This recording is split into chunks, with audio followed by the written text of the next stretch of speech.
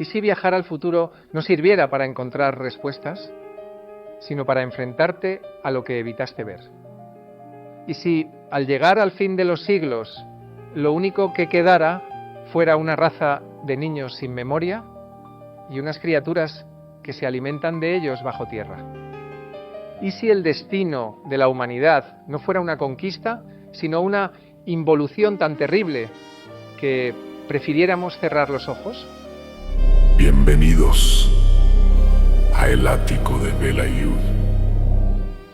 Hoy hablamos de The Time Machine, 1960, dirigida por George Pal. Basada en la novela visionaria de H.G. Wells, la película parte de una premisa aparentemente sencilla. Un inventor británico, George, ha creado una máquina capaz de desplazarse en el tiempo. En lugar de usarla para enriquecerse, para ganar guerras o alterar eventos históricos, Sir George tiene una obsesión: saber en qué se convierte la humanidad. Su motivación no es el espectáculo, es la preocupación, porque estamos en los albores del siglo XX, con una Europa aún herida, una sociedad dividida entre clases y una tecnología que crece más rápido que la conciencia humana. Rod Taylor da vida a George, un personaje que representa al idealista clásico, culto, pacifista, reflexivo. Es un hombre que se siente fuera de su tiempo y decide comprobar si el tiempo realmente tiene arreglo. Lo que encuentra durante su viaje es tan aterrador como profundo, porque The Time Machine no es una película de acción, es una advertencia. George avanza por los siglos. Primero, presencia guerras. La humanidad, incapaz de aprender, destruye una y otra vez su propio mundo. La tecnología no resuelve el conflicto, lo amplifica. Después, asiste a un cambio climático, terremotos, caos. El paisaje se vuelve cada vez más extraño. El tiempo corre. Los edificios caen, las ciudades desaparecen, hasta que llega a un futuro imposible. El año 800-2.701. Ahí se encuentra con los Eloi, una raza humana que parece haber alcanzado la paz, a cambio de todo lo demás. Viven en una aparente utopía. No tienen guerras, ni hambre, ni propiedad, pero tampoco tienen historia, ni arte, ni emociones fuertes. Son apáticos, sin curiosidad, sin voluntad. George les habla y no responden. Wina, la joven Eloi que conoce, ni siquiera sabe qué es el fuego, y entonces llega la revelación: no están solos.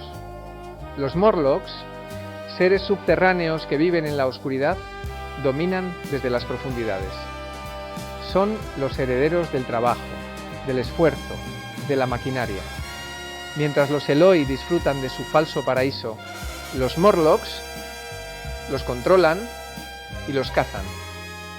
La humanidad ha sido dividida en dos especies: la élite superficial convertida en ganado y los oprimidos transformados en monstruos. Aquí llega uno de los mensajes más brutales de la película. Cuando el ser humano abandona el conocimiento y abraza el conformismo, no se libera, se vuelve vulnerable. Y cuando la desigualdad se perpetúa durante siglos, lo que queda no es justicia, sino venganza. El diseño de los Eloi está lleno de simbolismo. Rubios, bellos, vestidos de forma casi griega, como si fueran los ángeles del futuro. Pero no hay nobleza en ellos, son pasividad pura. Su belleza no es un don, es un síntoma. El de una humanidad anestesiada, domesticada, reducida a la supervivencia básica. En cambio, los Morlocks, con sus rostros deformes y movimientos torpes, no son malos por naturaleza, son una creación, una respuesta brutal al sistema que los arrojó al subsuelo. George, al descubrir este nuevo equilibrio, no solo se horroriza, se indigna, porque su viaje no era por curiosidad, era por esperanza, y lo que encuentra es desesperación. George Pal, el director, construye la película como una tragedia disfrazada de aventura. Hay colores vivos, planos abiertos, música épica, pero debajo de todo eso late una desesperación profunda. La música de Russell García, con esa mezcla de romanticismo clásico y toques de ciencia ficción, potencia la dualidad del filme, la belleza del viaje y la tristeza de lo que se encuentra. Y hay una escena crucial que define todo el tono. Cuando George se da cuenta de que los Eloi no lloran a sus muertos. Cuando uno de ellos desaparece, nadie reacciona. Nadie hace preguntas. Y George, desesperado, grita: ¿acaso nadie siente nada aquí? Esa frase lanzada al viento golpea como un disparo. Porque la humanidad sin emociones no es paz.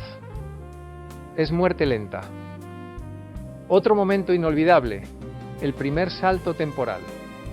George, sentado en su máquina, observa cómo el maniquí de un escaparate cambia de ropa, el clima se transforma, los coches evolucionan y el mundo pasa frente a sus ojos. Es uno de los montajes más potentes del cine clásico. No hay palabras. Solo imágenes que condensan décadas en segundos. Y tú, como espectador, sientes el vértigo de lo que significa envejecer el mundo sin moverte. Es hipnótico, es hermoso, es devastador.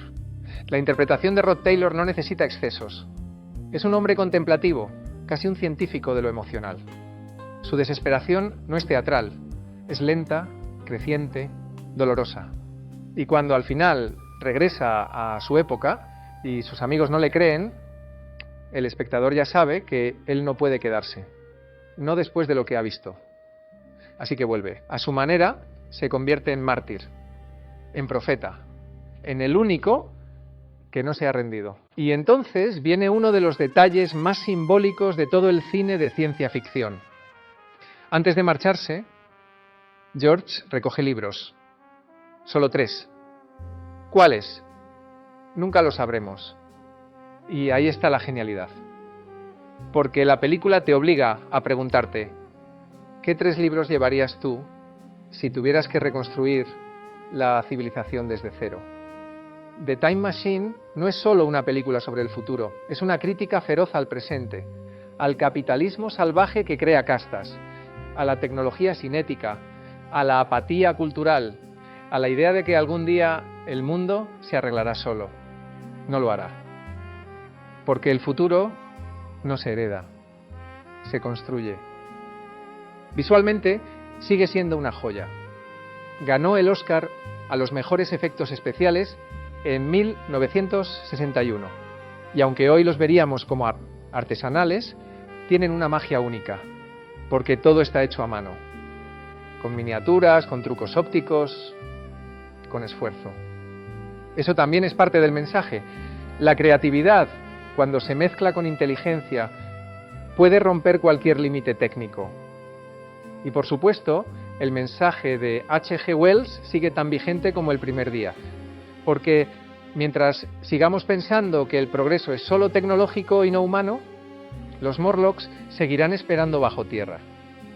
Así que la próxima vez que te preguntes hacia dónde vamos, recuerda esto: el tiempo no avanza en línea recta. El futuro no es inevitable. Y la verdadera máquina no tiene ruedas ni palancas. Es la conciencia.